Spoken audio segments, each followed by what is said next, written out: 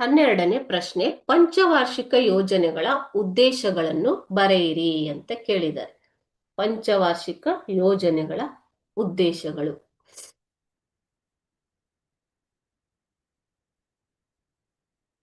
ಇವೆ ಉದ್ದೇಶಗಳು. ಆಯ್ತಾ? ಸೊ ಪಂಚವಾರ್ಷಿಕ ಯೋಜನೆಗಳನ್ನ ಜಾರಿಗೆ ತಂದಿದ್ದು 1950ರಲ್ಲಿ ಅಲ್ವಾ? 1951 ಏಪ್ರಿಲ್ 1ರಿಂದ ಮೊದಲ ಪಂಚವಾರ್ಷಿಕ ಯೋಜನೆ ಜಾರಿಗೆ ಬಂದಿತ್ತು. ಫಸ್ಟ್ 5-year ಪ್ಲಾನ್, ಮೊದಲ ಪಂಚವಾರ್ಷಿಕ ಯೋಜನೆ 1951 ಏಪ್ರಿಲ್ 1ರಿಂದ ಜಾರಿಗೆ ತರಲಾಯಿತು ಅಲ್ವಾ? ಸೊ ಈ ಪಂಚವಾರ್ಷಿಕ ಯೋಜನೆಗಳ ಉದ್ದೇಶ ಏನು? ಉತ್ಪಾದನೆಯನ್ನು ಗರಿಷ್ಠ ಮಟ್ಟಕ್ಕೆ ಹೆಚ್ಚಿಸುವುದು. ಮೊದಲ ಉದ್ದೇಶ ಏನು? ಉತ್ಪಾದನೆಯನ್ನ ಗರಿಷ್ಠ ಮಟ್ಟಕ್ಕೆ ಹೆಚ್ಚಿಸುವುದು. ಸೇವಾ ಕ್ಷೇತ್ರದಲ್ಲಾಗ್ಲಿ, ಕೈಗಾರಿಕೆ ಅಥವಾ ಕೃಷಿಯಲ್ಲಿ ಉತ್ಪಾದನೆಯನ್ನ ಗರಿಷ್ಠ ಮಟ್ಟಕ್ಕೆ ಹೆಚ್ಚಿಸುವುದು.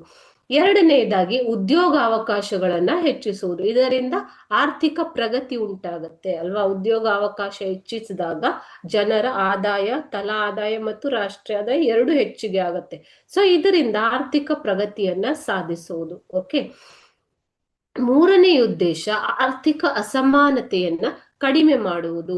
ಗ್ರಾಮೀಣ ಮತ್ತು ನಗರ ಪ್ರದೇಶಗಳು ಅಥವಾ ಅಕ್ಷರಸ್ಥರು, ಅನಕ್ಷರಸ್ಥರು, ಬಡವ, ಬಲ್ಲಿದರು ಇವರೆಲ್ಲರಲ್ಲೂ ಸಮಾನವಾಗಿ ಸಂಪತ್ತನ್ನ, ಆದಾಯವನ್ನ ಹಂಚಿಕೆ ಮಾಡಿ ಆರ್ಥಿಕ ಅಸಮಾನತೆಯನ್ನ ಕಡಿಮೆ ಮಾಡುವುದು ಪಂಚವಾರ್ಷಿಕ ಯೋಜನೆಗಳ ಒಂದು ಉದ್ದೇಶ.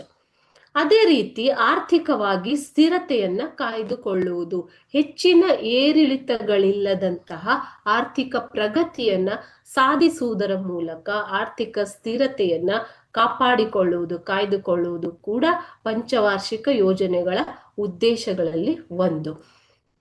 ಕೊನೆಯದಾಗಿ ಅರ್ಥವ್ಯವಸ್ಥೆಯನ್ನ ಆಧುನೀಕರಣಗೊಳಿಸುವುದು ಇತ್ಯಾದಿ. ಇನ್ನೂ ಅನೇಕ ಉದ್ದೇಶಗಳು ಇವೆ. ಅರ್ಥವ್ಯವಸ್ಥೆಯನ್ನ ಮಾಡರ್ನೈಸೇಷನ್, ಆಧುನೀಕರಣಗೊಳಿಸುವುದು, ಹೊಸ ತಂತ್ರಜ್ಞಾನಗಳನ್ನ ಉಪಯೋಗಿಸುವುದು, ಕೃಷಿಯಲ್ಲಾಗ್ಲಿ ಅಥವಾ ಯಾವುದೇ ಕೈಗಾರಿಕಾ ಕ್ಷೇತ್ರಗಳಲ್ಲಾಗ್ಲಿ, ಸೇವಾ ಕ್ಷೇತ್ರದಲ್ಲಾಗ್ಲಿ ಹೊಸ ತಂತ್ರಜ್ಞಾನಗಳನ್ನು ಉಪಯೋಗಿಸಿಕೊಳ್ಳುವುದರ ಮೂಲಕ ಅರ್ಥವ್ಯವಸ್ಥೆಯನ್ನ ಆಧುನೀಕರಣಗೊಳಿಸುವುದು ಕೂಡ ಪಂಚವಾರ್ಷಿಕ ಯೋಜನೆಗಳ ಒಂದು ಮುಖ್ಯ ಉದ್ದೇಶ.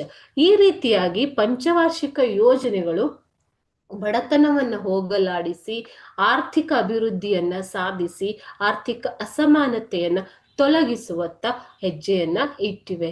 ಇವೇ ಏನು ಪಂಚವಾರ್ಷಿಕ ಯೋಜನೆಯ ಉದ್ದೇಶಗಳು.